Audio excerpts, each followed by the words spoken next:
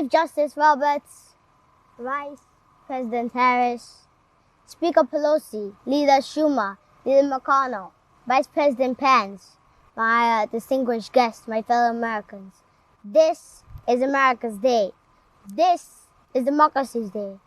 A day of history and hope, of renewal and resolve. To a crucible for the ages, America has been tested anew, and America has risen to the challenge. Today we celebrate the triumph not of a candidate, but of a cause of democracy. The people, the will of the people, has been heard, and the will of the people has been heeded. We've learned again that democracy is precious, democracy is fragile, and at this hour, my friends, democracy has prevailed.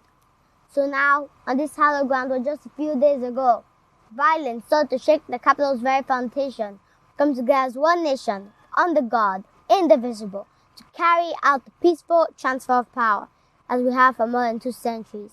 As we look ahead, in our uniquely American way, restless, bold, optimistic, and set our sights on a nation we know we can be and we must be. I thank my presidents and both parties of their presence here today. I thank them from the bottom of my heart. And I know the resilience of our Constitution and the strength of our nation, as does President Carter, who I spoke with last night, who cannot be with us today, but who we salute for his lifetime in service. I've just taken a sacred oath each of those patriots have taken. The oath was sworn by George Washington. For the American story depends not on any one of us, not on some of us, but on all of us, on we the people who seek a more perfect union. This is a great nation. We are good people, and over the centuries through storm and strife, in peace and in war, we've come so far, but we still have far to go. We'll press forward with speed and urgency, for we have much to do, this way of peril and significant possibilities. Much to repair, much to restore, much to heal, much to build, and much to gain. Few people in our nation's history have been more challenged, found a time more challenging or difficult than the time we're in now. A once-in-a-century virus that silently stalks the country has taken as many lives in 1 year as America lost in all of World War II. Millions of jobs have been lost, hundreds of thousands of businesses closed. A cry for racial justice some 400 years in the making moves us. The dream of justice for all will be deferred no longer. A cry for survival comes from planet itself. A cry that can't be any more desperate, any more clear now. The rise of political extremism, white supremacy, domestic terrorism that we must confront and we will defeat. To overcome these challenges, to restore the soul and to secure the future of America requires so much more than words. It requires the most elusive of all things in a democracy. Unity. Another January, on New Year's Day in 1863, Abraham Lincoln signed the Emancipation Proclamation. When he put pen to paper and the president said, I quote, "If my name ever goes down to history, it will be for this act. My whole soul is in it. My whole soul is in it." Today, on this January day, my whole soul is in this. Bringing America together, uniting our people, uniting our nation, and ask every American to join me in this cause. Uniting to fight the foes we face: anger, resentment, and hatred, extremism, lawlessness, violence, disease, joblessness, and hopelessness. With unity, we can do great things, important things. We can right wrongs. We can put people to work in good jobs. We can teach our children in safe schools. We can overcome the deadly virus. We can reward work and rebuild the middle class and make healthcare secure for all. We can deliver racial justice and we can make America once again the leading force for good in the world. I know speaking of unity can sound to some like a foolish fantasy these days. I know the forces that divide us are deep and they are real, but I also know they are not new. Our history has been a constant struggle between the American ideal that we're all and created equal, the harsh, ugly reality that racism, nativism, fear, demonization have long torn us apart. The battle is perennial and victory is never assured. Through Civil War, the Great Depression, World War, 9/11, the struggle, sacrifice, and setbacks, our better angels have always prevailed. In each of these moments, enough of us have come together to carry all of us forward. We can do that now. History, faith, and reading show the way of unity.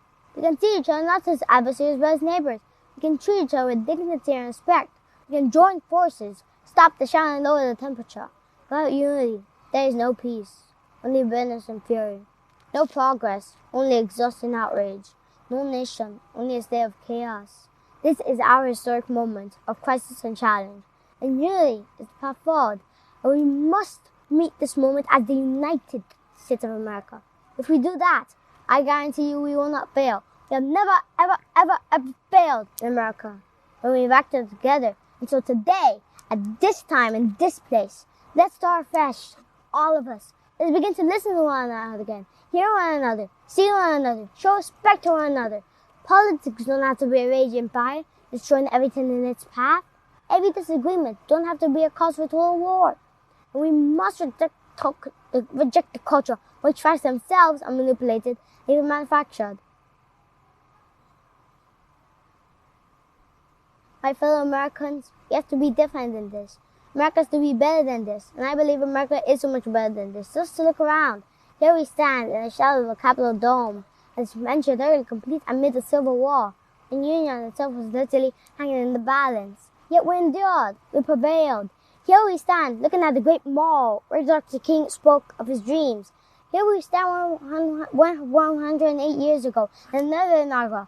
Thousands of protesters tried to block brave women marching for the right to vote. Today, we mark the swearing-in of the first woman in American history elected to the national office, Vice President Kamala Harris. Don't tell me things can't change. Here we stand, across the Potomac from Arlington Cemetery, where heroes who gave their last full measure of devotion resting in eternal peace. And here we stand, just days after a riotous mob thought they could use violence to silence the will of the people, to stop the work of democracy, to drive us from this sacred ground. It did not happen. It will never happen. Not today, not tomorrow, not ever, not ever. To all those who support our campaign, I am humbled by the faith you place in us. To all those who do not support us, let me say this. Hear me out as we move forward. Take a measure of me and my heart. If you still disagree, so be it. That's democracy. That's America. The right to dissent peaceably within the guardrails of our republic is perhaps this nation's greatest strength. Yet hear me clearly. Disagreement must not lead to disunion. And I pledge this to you. I will be a president for all Americans. All Americans. And I promise you, I will fight as hard for those who did not support me as for those who did. Many centuries ago, St. Augustine, a saint of my church, wrote that a people is a multitude defined by the common objects of their love. Defined by the common objects of their love. What are common objects that we as Americans love, that define us as Americans? I think we know. Opportunity, security, dignity, respect, honor, and yes, the truth. The recent weeks and months have taught us a painful lesson. There is truth and there are lies. Lies told for power and for profit. And each of us has a duty and responsibility as citizens, as Americans, and especially as leaders who have pledged to honor our Constitution and protect our nation, to defend the truth and defeat the lies. Look, I understand that many of my fellow Americans view the future with fear and trepidation. I understand they worry about their jobs. I understand like my dad just lay in bed staring into the night, staring into the ceiling, wondering, can I keep my health care? Can I pay my mortgage? Thinking about their families. What comes next? I promise you I get it. But the answer is not to turn inward, to retreat into competing factions, just trusting those who don't look like you, or worship the way you do, or don't get their news from the same sources you do. We must end this uncivil war that pits red against blue, rural versus urban, conservative versus liberal. We can do this if we open our souls instead of hardening our hearts, if we show a little tolerance and dignity, and if humility, and if willing to stand there in the other person's shoes, like my mom would say, just for a moment, stand in their shoes. Because here's the thing about life. There's no accounting for what face will deal you. Some days we need a hand. There are other days we're called to lend a hand.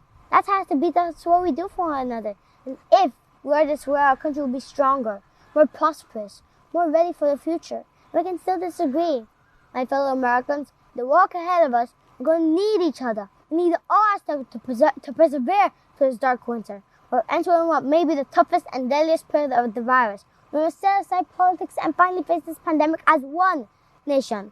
One nation. And I promise you this, as the Bible says, weeping may endure for a night, but joy cometh in the morning. We will get through this together. Together. Look, folks, all my colleagues that I serve in the House and the Senate up here, you all understand the world is watching all of us today. So here's my message to those beyond our borders. America has been tested, and we've come out stronger for it. We will repair our alliances and engage with the world once again. Not to meet yesterday's challenges, but today's and tomorrow's challenges. We will lead not merely by the example of our power, but by the power of our example. We'll be a strong and trusted partner for peace, focus, and security. Look, you all know we've been through so much in this nation. In my first act as president, I'd like to ask you to join me in a moment of silent prayer. Remember all those who we lost in this past year to the pandemic. Those 400,000 fellow Americans, moms, dads, husbands, wives, sons, daughters, friends, neighbors, and co-workers. We'll honor them by becoming the people and the nation we know we can and should be. I'd like to ask you and say a silent prayer for those who lost their lives and those left behind, and for our country.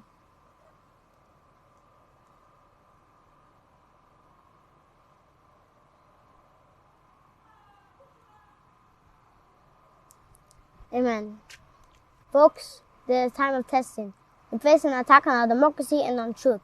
A raging virus, growing inequity, the sting of systemic racism, the climate crisis, America's role in the world. Any one of these will be enough to challenge us in profound ways.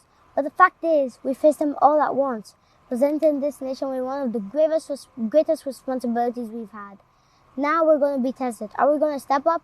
All of us? It's time for boldness and so much to do, and this is certain. I promise you, we will be judged, you and I, by how we resolve these cascading crises of our era. Will we rise to the occasion is the question. Will we master this rare and difficult hour? Will we meet our obligations and pass along a new and better world for our children? I believe we must. I'm sure you do as well. I believe we will. And when we do, we'll write the next great chapter in the history of the United States of America, the American story. A story that might sound something like a song, but means a lot to me. It's called American Anthem. There's one verse that stands out, at least for me, and it goes like this. The work and prayers of centuries have buzzed to this day. What shall be our legacy? What will our children see? Let me know in my heart where my days are too. America, America, I gave my best to you. Let us add our own work and prayers to the unfolding story of our great nation. If we do this, then when our days are through, our children and our children's children will save us. They gave their best. They did their duty. They healed the broken land. My fellow Americans, I close the day where I began, with a sacred oath, before God and all of you. I give you my word. I'll always level with you. I'll defend our Constitution. I'll defend our democracy. I'll defend America, and I'll give all of you. Keep everything I do in your service, thinking not of power but of possibilities, not of personal interest but of the public good, and together we shall write an American story of hope, not fear, of unity, not division, of light, not darkness, a story of decency and dignity, love and healing, greatness and goodness. May this be a story that guides us, the story that inspires us, and the story that tells the ages yet to come, that we answered the call of history. We met the moment, democracy and hope, truth and justice, did not dare not watch but thrive. That America secured liberty at our home and stood once again as a beacon to the world. That is what we owe our forebears, one another and generations to follow. So, with purpose and resolve, we turn to those tasks of our time, sustained by faith, driven by conviction, and devoted to one another and the country we love with all our hearts. May God bless America. May God protect our troops. Thank you, America. Hello, everyone. My name is June Mercer. I am 7 years old, and I am not afraid to dream. Thank you, Nigeria.